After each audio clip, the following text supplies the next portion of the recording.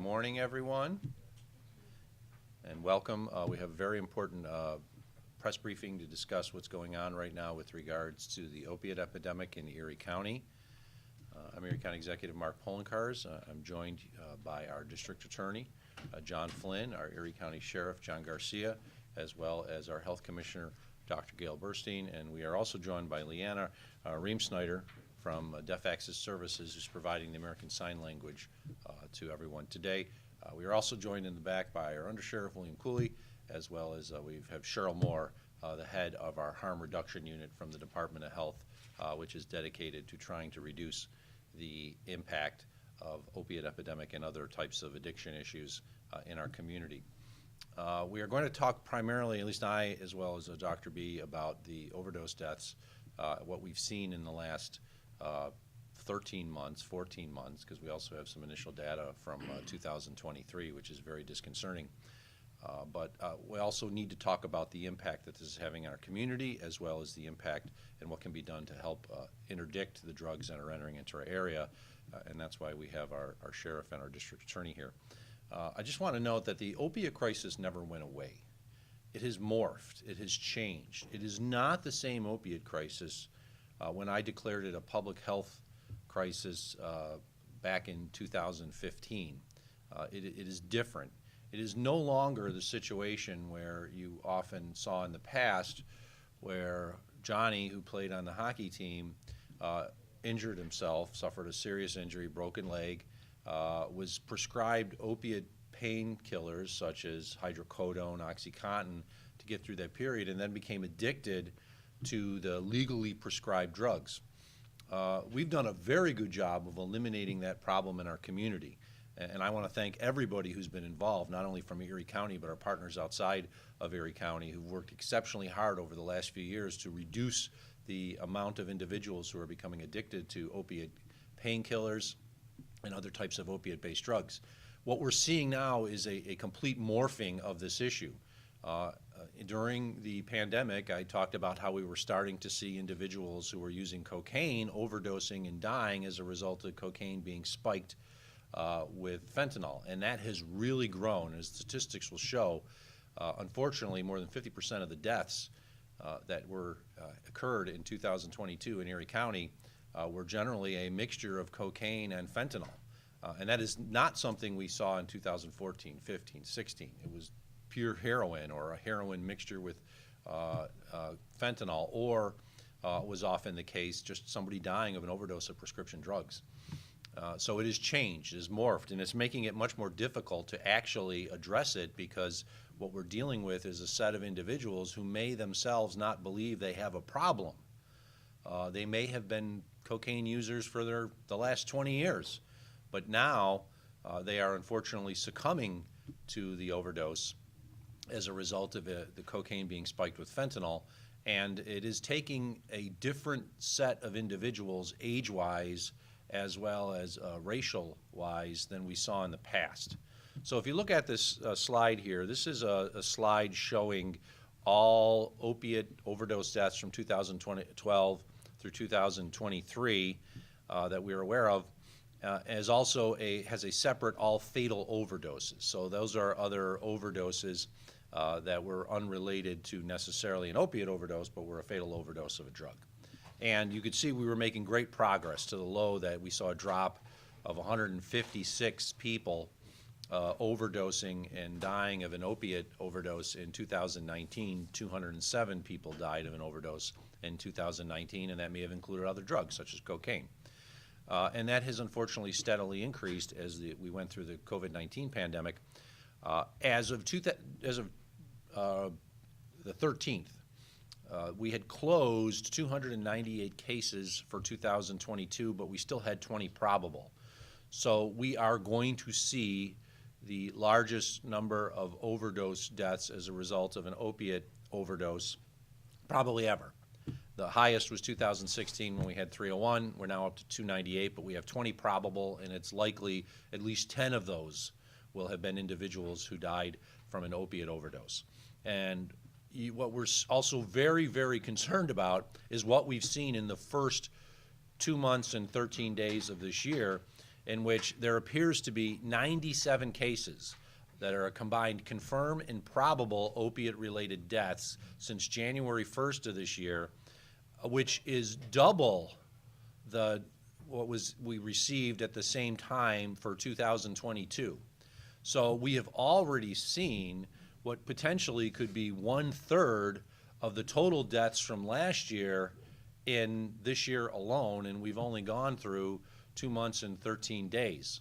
So there are many individuals who are overdosing and dying in our community. It's quite apparent. I mean, there's more than one death a day. With 97 deaths going through comparably 75 days or so, we've had more than one death a day since the beginning of 2023. We've confirmed some of those cases. Others are not confirmed, but based on what was found on site, what appeared to occur, it appears that those are probable opiate-related deaths. So not only have we seen a big spike as of 2022, but that spike is even growing to a higher amount this year, and we are all concerned about it. The victim demographics have changed. This goes back to 2015, and I think this is a testament to the incredible work that's been done by our harm reduction team and our partners, as you see a tremendous drop in the number of victims under the age of 30. This is great because we're not seeing people in the prime of their life, at least to the same degree, dying as we did before. But what we have seen is a tremendous increase in the number of people who are dying from an opiate overdose that are over the age of 40. And that is really concerning because what we're seeing is our individuals who are later in their lives, and as a percentage of the overall deaths, remember, we're seeing a growth in the deaths. So just because the percentage, it doesn't appear that much bigger in the age of 50 to 59, there's a lot more 50 to 59-year-olds is a statistical number that died in 2022 than would have died in 15 or 16 or 17 from an opiate overdose. And the information that's been provided to me by the Department of Health is many of these individuals, a high percentage of these individuals, died from cocaine use, cocaine that was spiked with fentanyl. We've heard the stories. We can't tell the names. HIPAA prevents us from telling the names. But there are professionals in our community who died from using cocaine that was spiked with fentanyl. There are truck drivers in our community who died from using cocaine that was spiked with fentanyl. There are all kinds of people from all kinds of walks of life who've died in the last 18 months from cocaine that is spiked with fentanyl. And the cocaine is spiked so much with fentanyl that they've become addicted to fentanyl and they don't even know it. Fentanyl is highly addictive. And they keep on thinking, wow, I need another high, I need another high. Well, it's not the cocaine that they're getting addicted to. They may have been casual cocaine users, use it as a party drug through the years, but now because the fentanyl is inside the cocaine, they've become addicted to fentanyl and they don't even realize it. And that's why it's so difficult to reach these individuals. If someone was a heroin user and they were addicted to heroin, they knew they had a heroin problem. They may have tried to address it. They may have gone through detox and other types of services multiple times. But down in their soul, they knew they had a heroin problem. They had an opiate problem. A lot of these people don't believe they have a problem, but they're addicted to fentanyl. They're addicted to an opiate-based substance because it's been put into the substance that they are primarily using, such as cocaine. So we've seen an age change with regards to the deaths. It's become much older as a percentage of the overall deaths than it was just a few years ago. And once again, I want to thank our partners in the harm reduction industry, so to speak, for the great work that they've done to eliminate the problems associated with that we saw in 15, 16, and 17, and 18, and then you saw the reduction, but now it's totally changed. And because of it, it's very difficult, exceptionally difficult, to hit some of these individuals, to get them the Narcan that they need because they don't think they have a problem, but they have a problem, and they need to have Narcan with them. They shouldn't be using these substances alone. One person alone using a substance can't apply Narcan to yourself. And that's the problem we're seeing. I just remember the story that came out of Colorado last year where 5 people in the prime of their lives in the late 20s and 30s died at a party where they just all casually decided they were going to use cocaine, and it was spiked with fentanyl, and they all died. 2 people survived, and they just by sheer luck survived. They had no Narcan there. If they did, maybe all of them would be alive today. Why? Because they didn't realize that what they were doing was taking a fatal drug. The estimates with regards to looking at census, it's changed. It used to be much more predominantly whites that were dying from the overdoses. It's not anymore. The overdose probability, or overdose percentage, I should say, based on the totals that are confirmed and probable for 2022, shows that 28% of the users that died, unfortunately, were Black or African American. The percentage of whites has dropped from nearly 80 to 68%. The age range we talked about, the age range has gone up substantially with regards to those in their 40s and 50s. So what we've seen is really a morphing of the opiate crisis. It has changed. And it's changed in such a manner it makes it very difficult for us to address compared to what we were dealing with before. The locations of the deaths by residents has changed. We're seeing many more people as a percentage of the overall deaths from the city of Buffalo. For the 298 that plus 20 probables for 2022, 55% of them lived in the city of Buffalo. That is an increase of a little more than 10% from 2016. We have seen a drop in the suburban amounts. Rural as a percentage has gone down. The last few years, the total deaths have pretty much stabilized. They're about the same. But as a percentage from where we were earlier, the percentage has gone down. But we're seeing more individuals in the city of Buffalo who are dying as a result of an overdose from cocaine and potentially crack cocaine that's has fentanyl spiked with it. Once again, the location, this shows the location also is by residence or overdose location. So this is really indicative that of the individuals who are dying, the vast majority of them are dying in their home from using it by themselves at their home, in their home. It's not like somebody who used to drive to buy drugs and they get their heroin hit somewhere else. People are dying in their homes from an opiate overdose, often related to cocaine.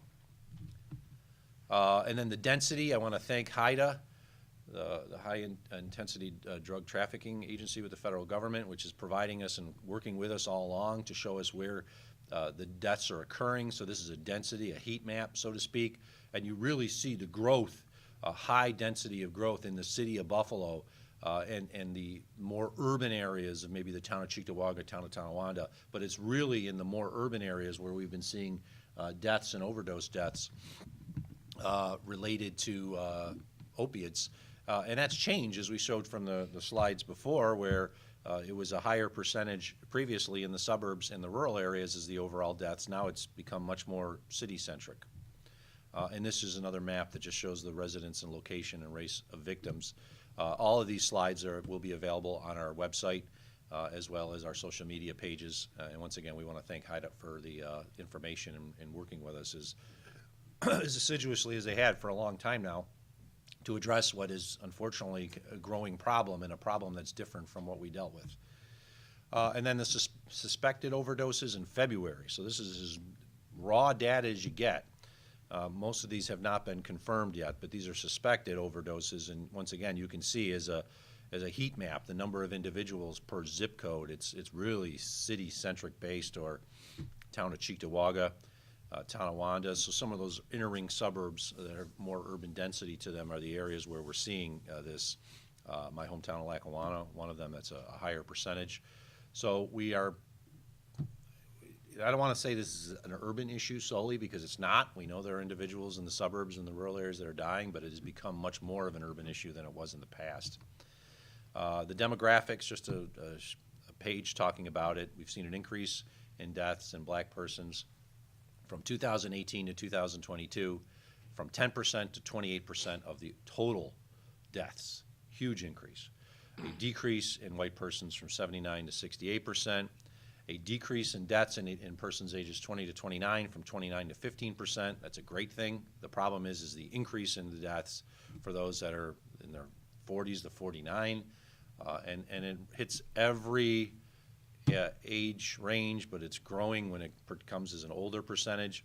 It hits every ethnic denomination. It hits every financial group. As I said, we've seen professionals die in the last year, and it's very, very disheartening because these people should be alive today, but for them using a substance that was spiked with fentanyl.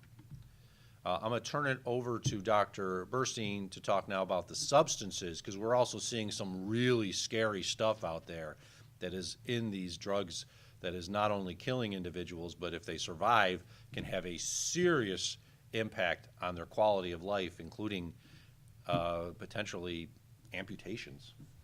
So, Dr. Burstein.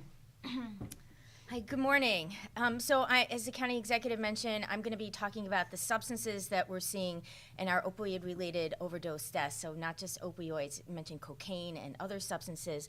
And also, I just to frame this, just want to acknowledge the people that are helping to compile these data, people and also do the prevention work that really have kept people alive and are guiding our current work. So our law enforcement partners that are here today.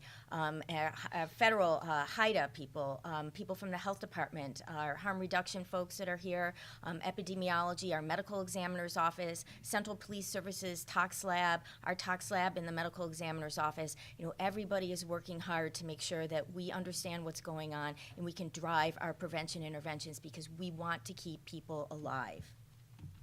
So this is looking at our the percentage of different types of opioids in our opioid-related deaths, starting from 2017 to 2022. So each different color corresponds to a unique year, where 2017 is in blue to the confirmed cases in 2022, which are in orange. So you can so we break it up just for simplicity's sake, looking at fentanyl without heroin, heroin without fentanyl, fentanyl and heroin combined, and all the other opioids. And remember, these are all polysubstances deaths, but here we're just looking at opioids. So you can see very clearly that proportion of people who died from an opioid-related overdose, the proportion of people who had died with fentanyl in their tox screen has skyrocketed. It's gone from only a little over 75% in 2017 to 93% in 2022. So fentanyl is killing people.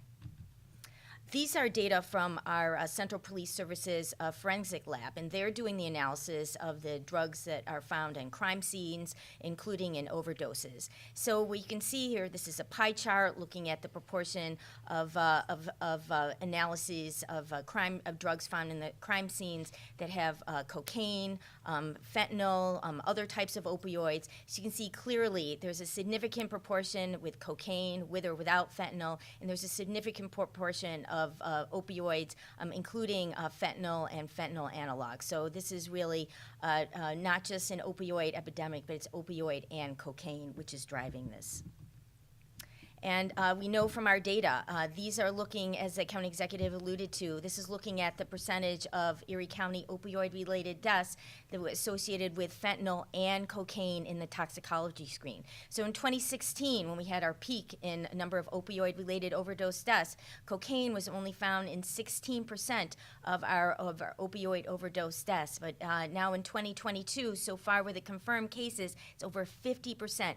56% of our opioid-related overdose deaths have both fentanyl and cocaine in their toxicology screens. So there's obviously a camp of different population. There's the people that are using straight opioids that we've been traditionally dealing with. However, the county executive pointed out there's a new population of people that are using cocaine that may not even be aware that they are taking any fentanyl or any other substances in their bodies. So there's a new substance that we're finding on the streets. You may have heard of this in the news, xylazine, or the word on the street, it's called tranq, short for tranquilizer. This is a big problem in Philadelphia, and we're starting to see it here in Erie County. So xylazine is basically an animal tranquilizer, and it's used for sedation and pain relief. However, it's being increasingly found in illicit drugs, especially in fentanyl in our community and many communities across the state. The problem is that people are using it more because people say that it has legs. So it lasts longer than other opioids or other substances. substances. It can last 8 hours or longer. The problem is it's very, very toxic. So if people inject it and it gets into their skin, it just eats away at their skin. So it causes these disfiguring skin ulcers. After repeated injections, those get infected, it leads to gangrene, and unfortunately, many people need to have those limbs amputated that are affected. Also it has systemic, very, very toxic effects. So it can lead to coma, cardiac failure, respiratory depression or arrest. And the problem is that there is no antidote for this. Like Narcan doesn't work. This is not an opioid. So the only treatment is supportive care. And what I mean by supportive care, I mean like not only wound care, but people who are in coma and not breathing and their heart's not running, they have to go to the ICU. They have to get intubated. So this is very, very serious. And again, there's no antidote for this. Just some other highlights, what we've seen, new trends in 2022. So again, we've started to see xylazine. So far, it was identified in 13 of our opioid-related deaths. We're starting to see more methamphetamine in our community. About 28 deaths so far, which is about 10% of our opioid-related deaths also have methamphetamine, and that's really doubled compared to a couple years ago.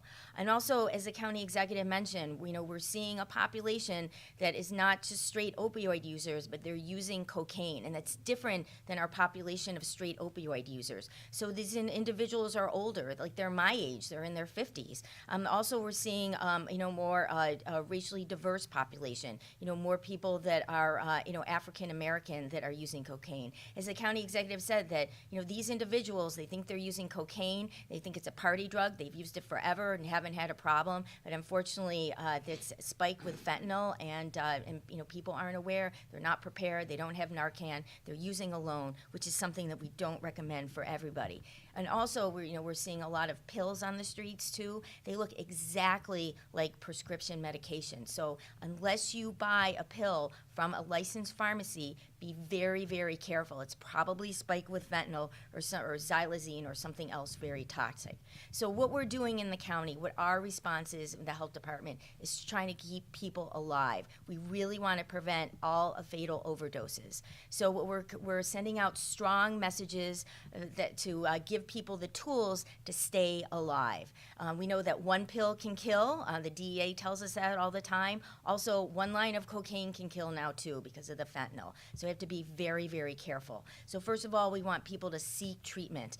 If they are they're nodding or they're passing out or their friends packing out, take them to the emergency department. Also, if people want to start with long-term medication-assisted treatment for medication for opioid use disorder, there is support for that. We have our Buffalo and Erie County Addictions Hotline at 716-831-7007. Also, we want people to go to the emergency department. Most of the emergency departments now have New York Matters, and so you go to the emergency department, you say you wanted to work with the New York Matters folks in the emergency department. You will get your first prescription for buprenorphine, which is usually in Suboxone. You'll get linked up with a long-term treatment provider. You'll get a dose of Narcan, and you get linked up with a peer. So you will start on the journey to recovery. Also, we're telling people never use alone. Even if you think that you're just using cocaine, or you really believe that you're just popping a pill, just popping a benzodiazepine that you bought on the street, it probably has fentanyl in it. If I were a betting man, I would bet it has fentanyl in it. So please never use alone. Always have a friend on hand, and always have Narcan on hand. Also, we're really strongly encouraging people to test their drugs for fentanyl. We have fentanyl test strips. They're available for free. We can give Narcan and fentanyl test strips out. We have a Text for Narcan program, and as well as the test strips. So you can just call the number is 716-225-5473. You can ask for Narcan. You can ask for fentanyl test strips. All we need to know is where you want us to send it. Last year, we sent out 2,400 doses of Narcan to our community. And this year so far, we've sent out 700 Narcan doses. We also are distributing Narcan. Hopefully you will see these on the walls in public buildings. We're also working with our partners in bars and restaurants. We have these Narcan dispensers dispensers, so you can just open up the box, take the Narcan that you need. Also, when we, go out to on the streets with our peers, they're giving out these little Narcan kits. It has Narcan and other fentanyl test strips and other supplies to keep people alive. So we're doing the best we can. We need our community to come together and be aware of the dangers of cocaine and as well as the dangers of our traditional opioids. So I'm going to turn this over to our Sheriff Garcia to fill us in what law enforcement's doing. Thank you. Thank you, Doctor. This is obvious not just a law enforcement issue. It's something that's going on in the community. I'll tell you what we're doing in law enforcement, the Erie County Sheriff's Office. First, as far as the jails go, we are getting people that are coming in our custody that we see more and more that are addicted to heroin, cocaine. And so with our medicine-assisted treatment program, we've gone from 0 to over 100 people that are in the program. It's an optional program, but we're able to dispense methadone and Suboxone in the jail, along with therapy and counseling, and also peers. Save the Michaels are coming in. And we're attacking that so when people get back out into the community, hopefully, they'll stay off both heroin and cocaine. What we're also seeing is that people that are coming into our custody from the community are unhealthy. As the doctor said, you're putting these toxins, these drugs in your system, and it's fentanyl, it's heroin, cocaine, and it's affecting people, and there's a lot of serious health issues that come along with it. So our correctional health unit is having to obviously deal with that. We've seen contraband that has been attempted to be brought in through the mail and so forth. And it goes to show you the strong urge that people need these drugs. So be it inside or outside, they're very desperate to continue using. On the outside, we've been very aggressive targeting the people selling this poison out on the street.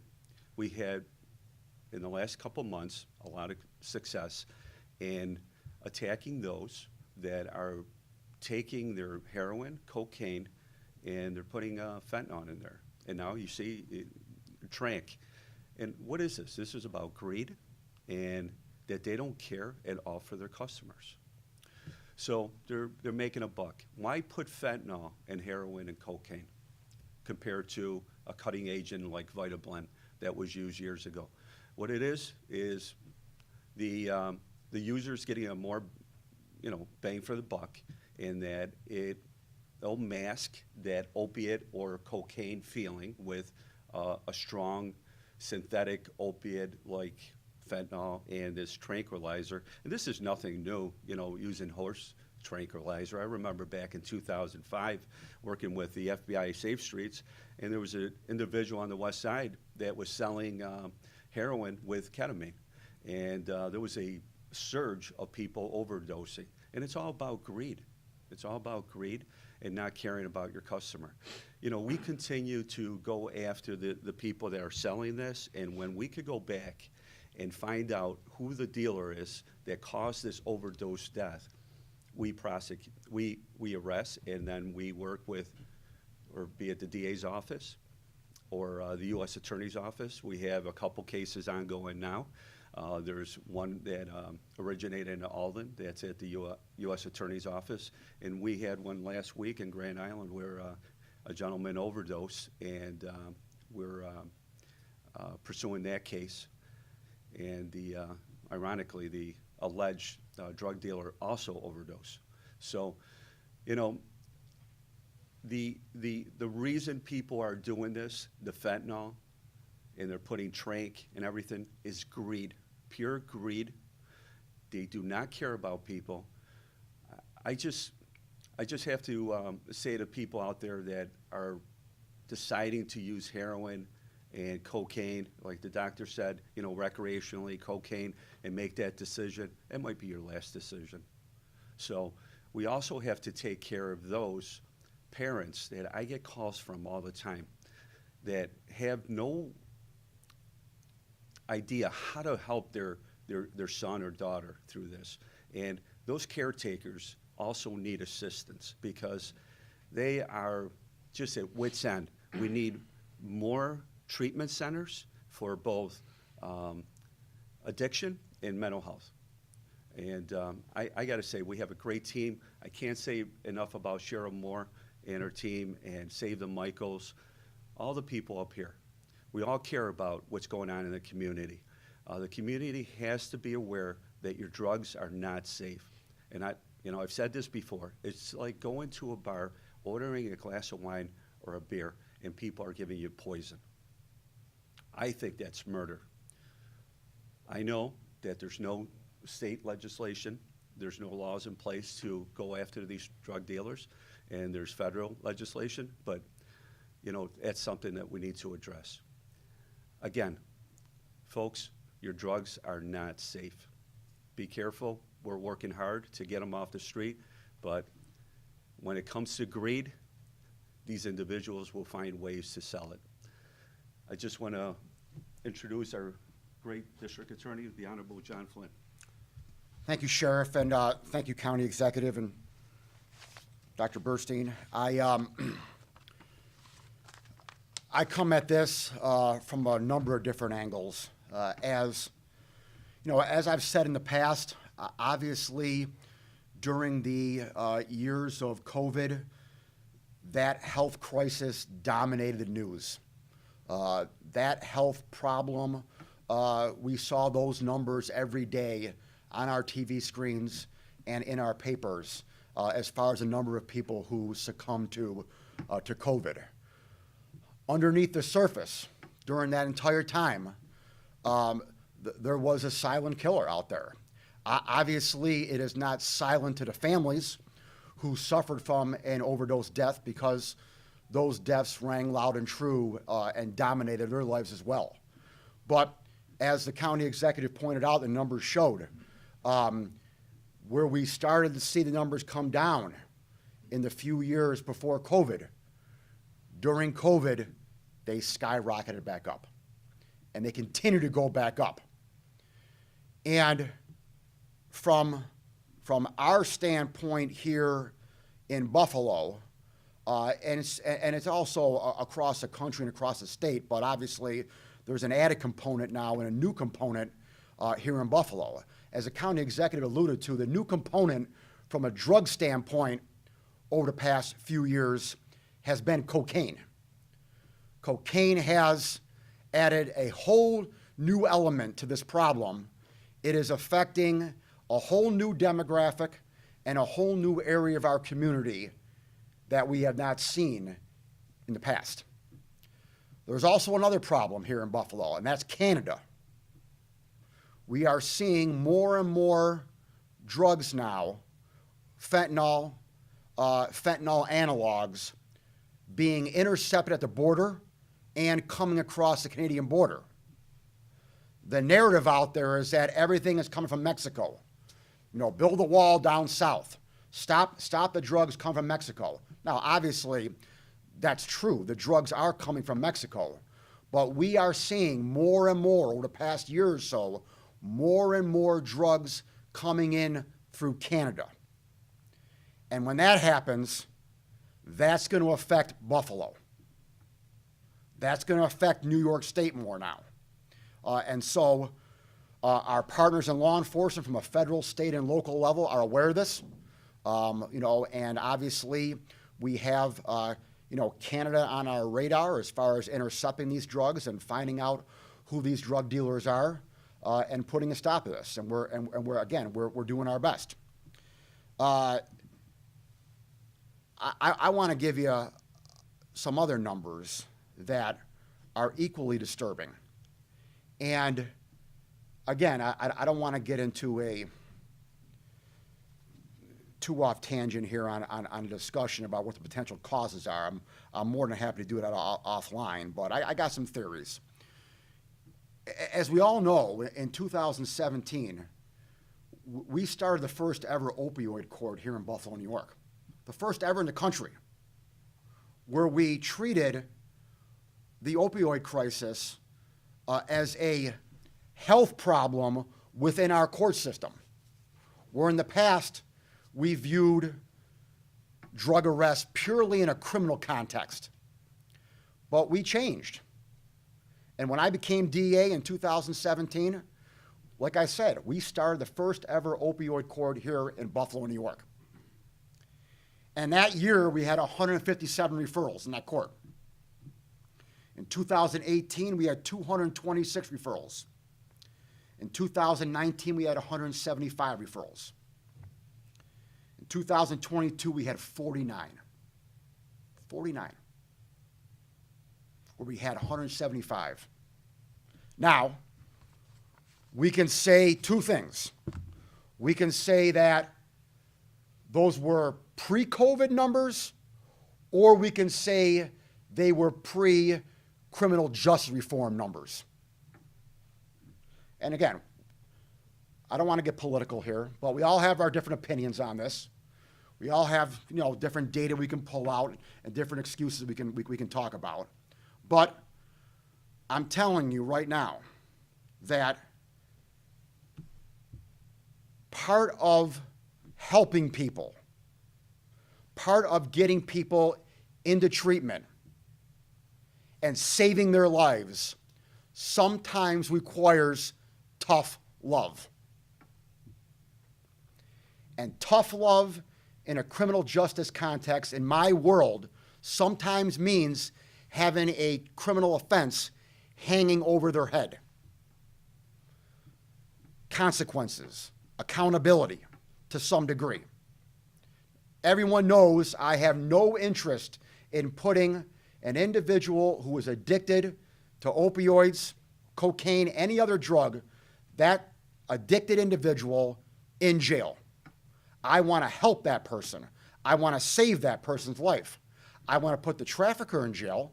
I want to put the drug dealer in jail, but I do not want to put the user in jail. I never have in the past 6 years of my time as DA, and I never will.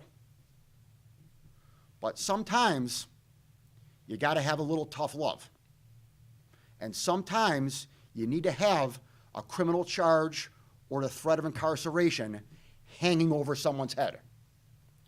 And after bail reform and equally discovery as well, after those two laws were passed in 2020, you see the numbers.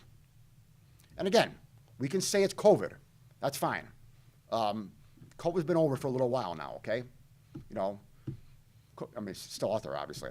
It's still out there, obviously, but you know what I mean, okay? And so we can, we need to have a serious discussion about saving people's lives and about helping people. And this is something that needs to be addressed. The last thing I want to talk about is that, in my capacity as a National District Attorney Association president, in November of last year, I, along with a number of different organizations, from the International Association of Police Chiefs to the National Sheriff's Association, sent a letter to Senator Durbin and Senator Grassley, who were the ranking and minority member leaders of the Judiciary Committee in the Senate, and we asked them to permanently schedule the fentanyl analog schedules through the DEA. As a lot of us know, the permanent schedules in the federal government when it comes to fentanyl and fentanyl analogs has been just kicked down the can every 2 years. It keeps getting extended. But we need a permanent solution to this problem because, as Dr. B pointed out, the fentanyl analogs can be changed on a daily basis. And people can tweak with the analogs and tweak with what they're putting in the powder or the liquid. And when you make those tweaks, they may not be under a listed substance under the DEA regulations in order to criminally prosecute an individual for having those substances. So when you when you just keep kicking the can down the road every 2 years and you don't come up with a permanent solution to have a general rule that says fentanyl and all fentanyl analogs and have a blanket statute that reads that way, you're going to have drug dealers and drug traffickers who are going to continue to tweak with the substances in order to make the substance a legal substance where you can't arrest or prosecute for it. So, on December 31st of 2022, Congress just temporarily extended again for 2 more years. I will continue to fight in Congress to as long as I'm the president of the National DA Association, to get a permanent solution to this problem. So, there are multiple areas that we can fight this problem from a criminal justice standpoint. And again, I want to thank my partners in law enforcement from the federal level to the state level to our great sheriff for all they've done. I want to thank the county executive and the county legislature for, this problem would be much worse here in terms of being able to hold people accountable, the dealers, and getting the people who are in our drug courts, albeit lesser numbers now, to getting them the help that they need if I wasn't provided the resources that I were by the county executive and the county legislature. And I've been given those resources. Unfortunately, a lot of my colleagues across the state, their county governments are not, don't work as well with their DAs across the state, and they have not gotten the resources that I have over the past 3 or 4 years. And so I thank the county executive. I thank all those in the health community who are working with me to save people's lives. Because at the end of the day, that's what I want to do. I want to save people's lives. I want to save the user, and I want to save the society out there and the population out there by putting the drug dealers in jail so they aren't peddling this poison. Thank you.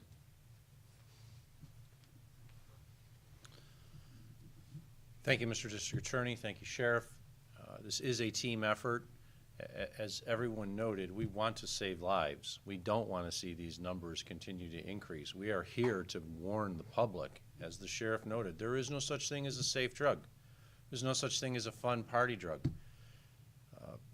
You can take that safe party drug you think about and die, and the next party that your family's having is their wake for you, because they have to come together to bury you. And that, unfortunately, is happening way too often in our community.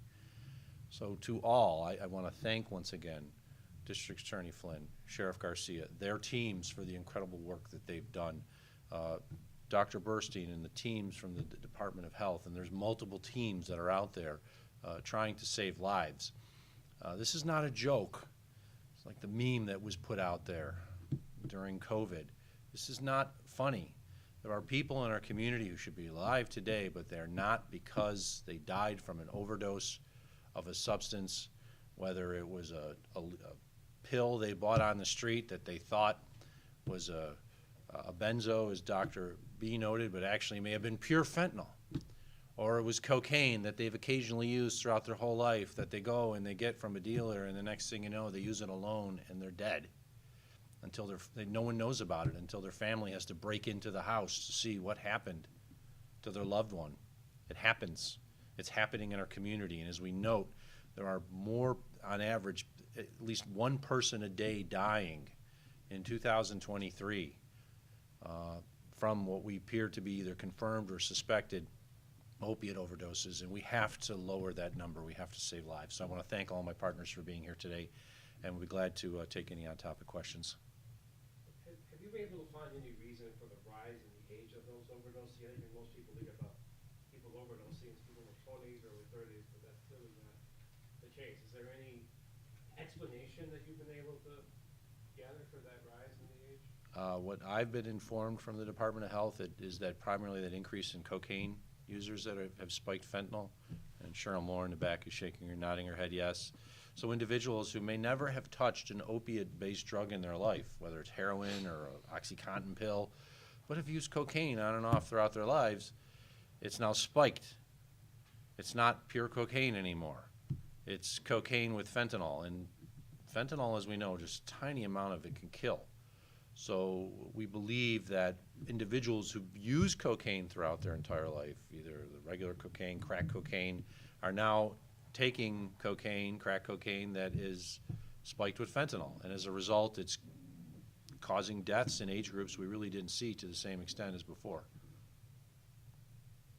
Any other on-topic questions? Mark, is there another step? I guess are we doing everything we can? I guess is there another avenue to explore? Well, we are exploring every avenue possible, working with our partners. We have additional funds that are coming in as a result of the opiate settlement, which will be used with our partners in the not-for-profit industry. They'll be assisting our law enforcement.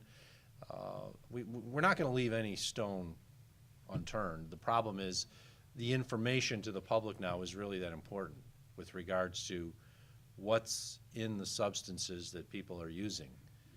So when we talked about the opiate epidemic 5 years ago, it was a different problem, totally different problem. And I don't want to say we solved it, because there's still individuals who are dying from heroin or dying from a pill-based addiction that they morphed to heroin. It's pretty much fentanyl. But we did a great job in reducing that problem in our community. It's just changed. It's totally changed. And that's why it's so important to get this information out to the public, and we're going to continue to do that. And we're going to try everything possible. We're working with new groups that we didn't necessarily work with in the past, so that we can reach out to a different set of individuals that may not think they have a problem but do, so that they understand that next high they get from cocaine could be the last breath they take. Can I give an Yes. example, please?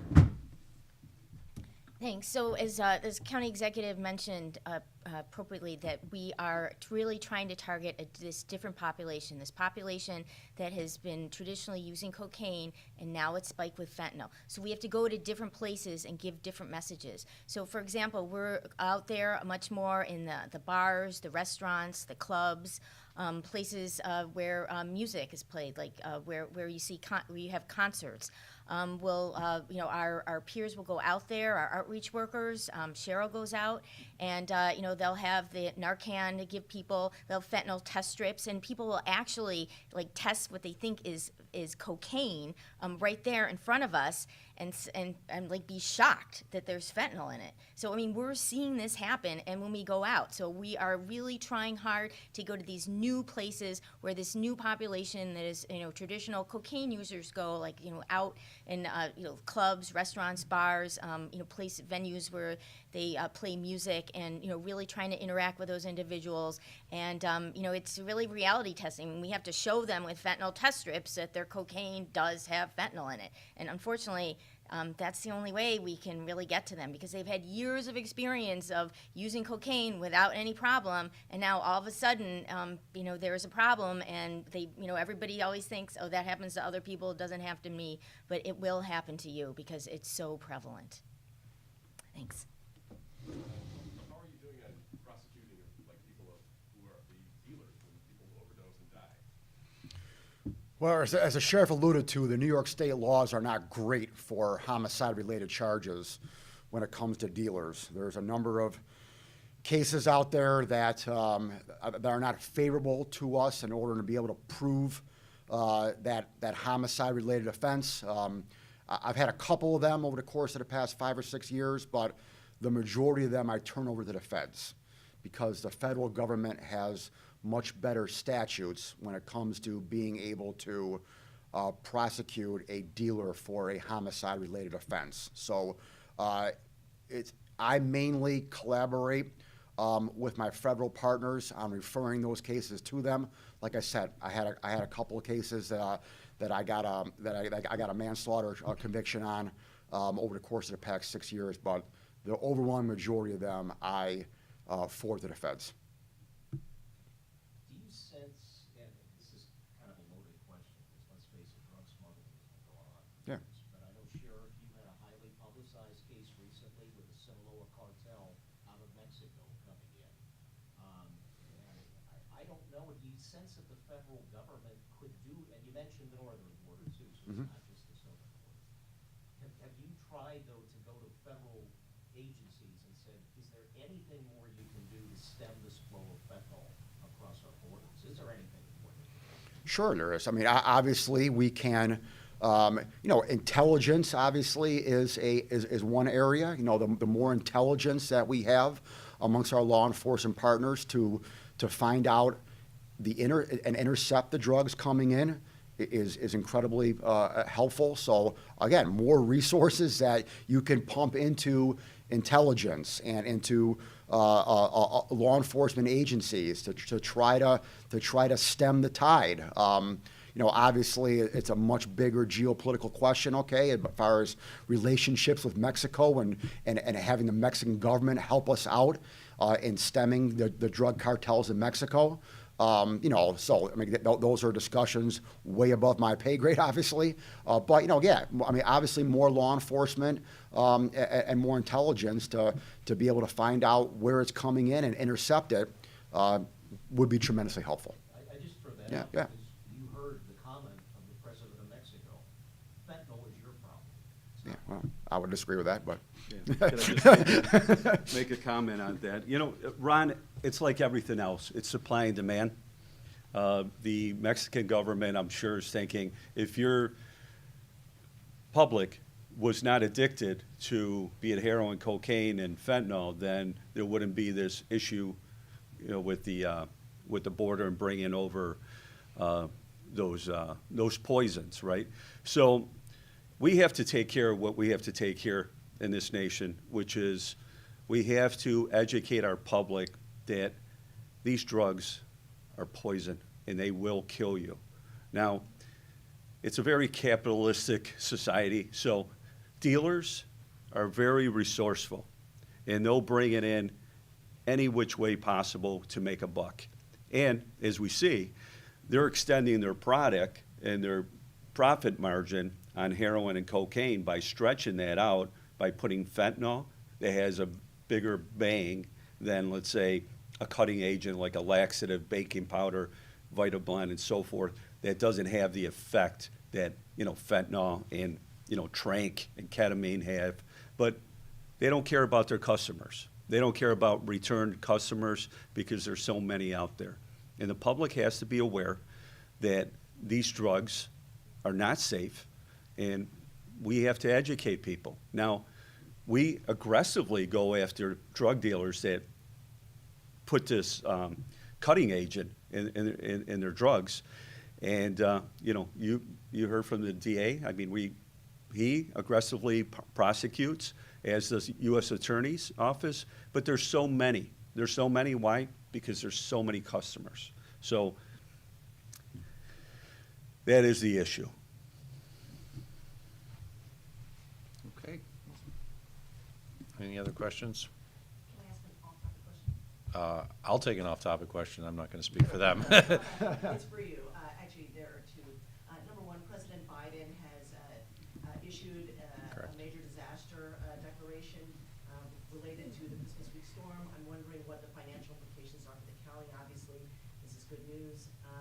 And then secondly, we have been waiting some time for the stadium deal, final documents to be completed. I was wondering if you could give us an update on how soon you hope that will be ready. I'll start with the second question first. The stadium documents, have they been completed? The answer is no. It's pretty much in the Bills' hand at this point. Everything was the responsibility of the county is done. I was in touch with the representatives of the Bills recently.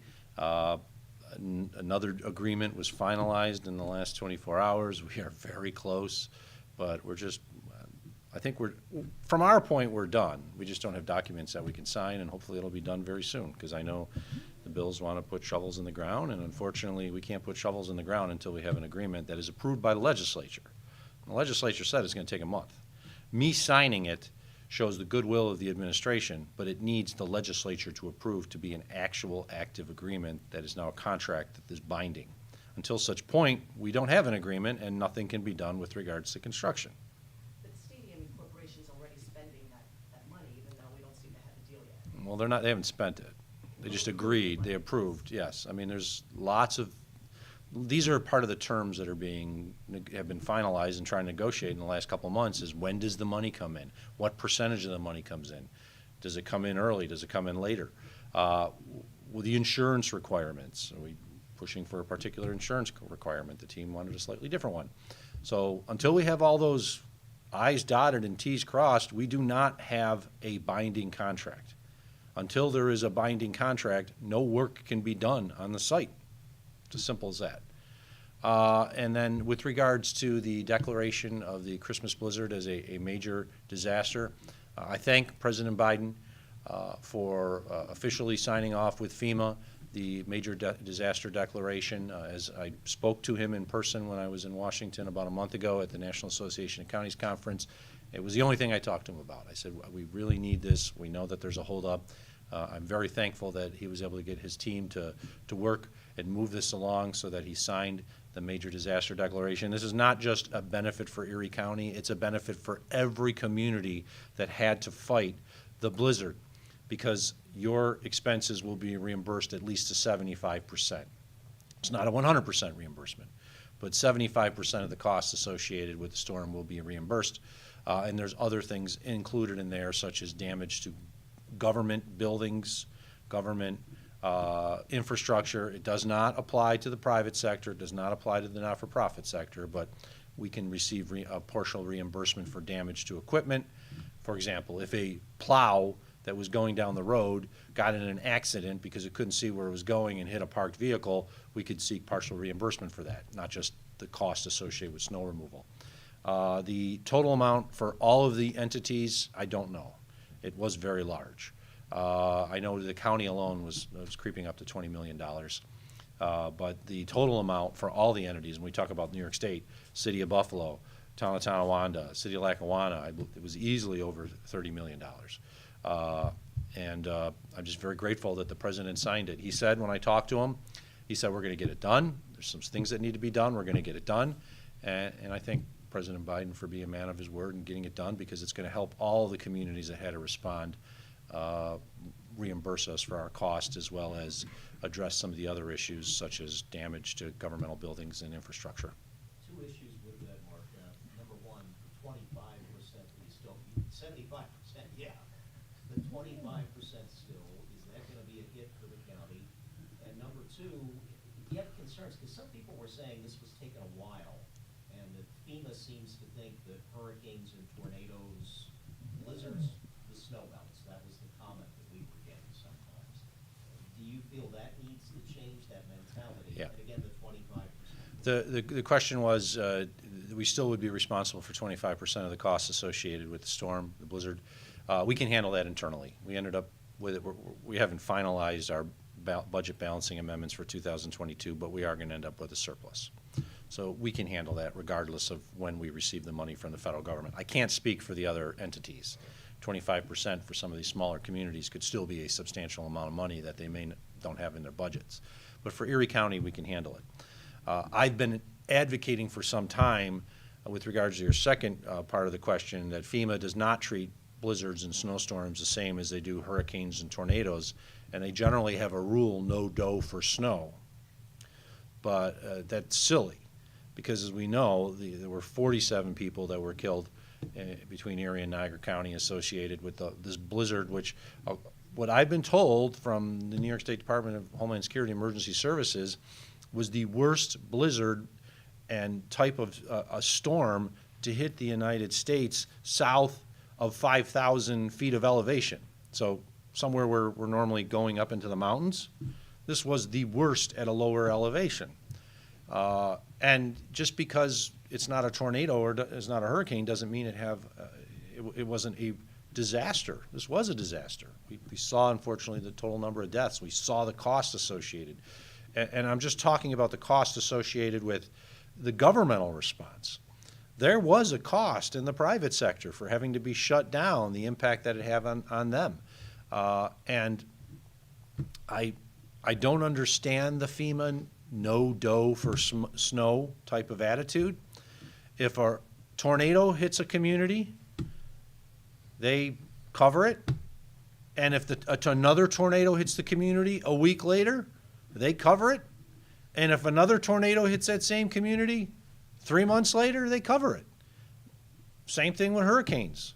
Hurricane Alley. Why is it called Hurricane Alley? Because that's the place the hurricanes go and predominantly hit. Same communities after he get hit over and over, and they get reimbursed. So that's why it's important that FEMA change those rules. And I've specifically talked to Senator Schumer about it, because he knows he's in a position to make a difference. FEMA can have an internal rule saying we're not going to do no-do for snow. Congress can change that. Congress can force FEMA to actually include snowstorms of note. Not every snowfall would qualify for FEMA reimbursement. 6 inches of snow wouldn't. Foot of snow probably wouldn't. But when you're talking 7 feet of snow, which we've had 2 storms in a 10-year period with 7 feet of snow, and we didn't have any of that for at least a century before. In my administration, I believe we've had 4 declared blizzards. 2 in 14-15, or is it 13-14? Then 1 in 19. How many people remember the blizzard of 2019? We had a blizzard. It was a declared blizzard. We had a blizzard. And then, of course, we had this most recent blizzard. I mean, we've had more blizzards in my administration than I think we had in the 50 to 60 years before declared. So this is what it's going to be. This is life now. They talk about climate change, and everyone thinks it just means it's going to get warmer. No, what it means generally is there are more severe storms, and all you got to do is look at what's happening around the world, nevertheless our country. See what's happening in California with 11 feet of snow falling in basically a week. The wildfires, the strengths of the hurricanes and the tornadoes, and we see it with these winter storms. So they need to change the rule, because I fully expect, hopefully we never get another blizzard like we did in 2022. But we had 2 storms that dumped 7 feet of snow in less than 10 years. It's probably going to happen again, one form or another, and FEMA needs to understand that saying that we supported that storm 10 years ago, but we won't do this one now is not enough. All right, everyone, thank you very much. Appreciate everyone for being here, and once again. Dave, do you mind taking anything on the fire? Just, I know you put your release out yesterday. Yeah. Just something on camera.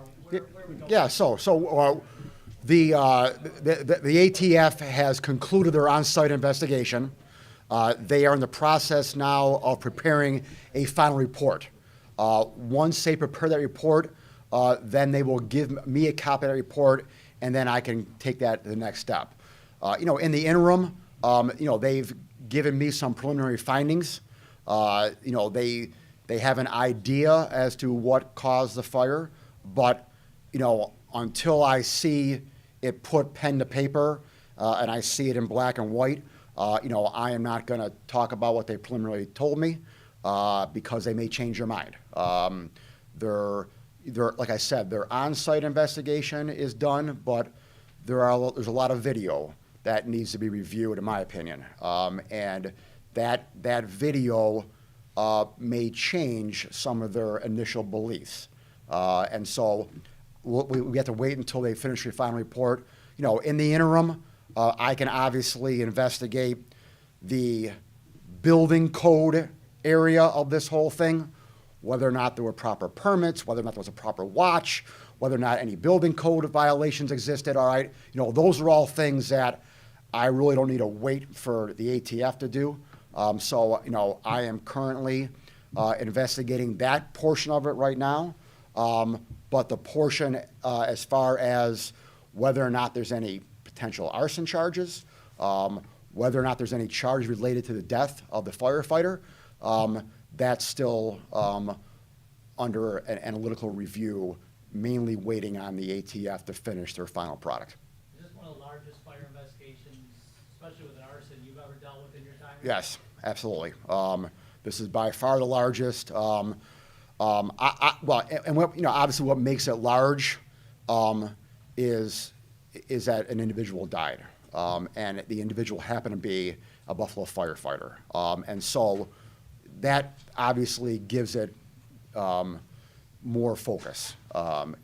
Anytime anyone dies, anytime any building is burned up, and people are potentially displaced, is a big deal. I'm not minimizing that, but let's be honest. Obviously, this was a big deal, and so this needs to be looked with and scrutinized very carefully. Yep. Thank you, everyone. Yep.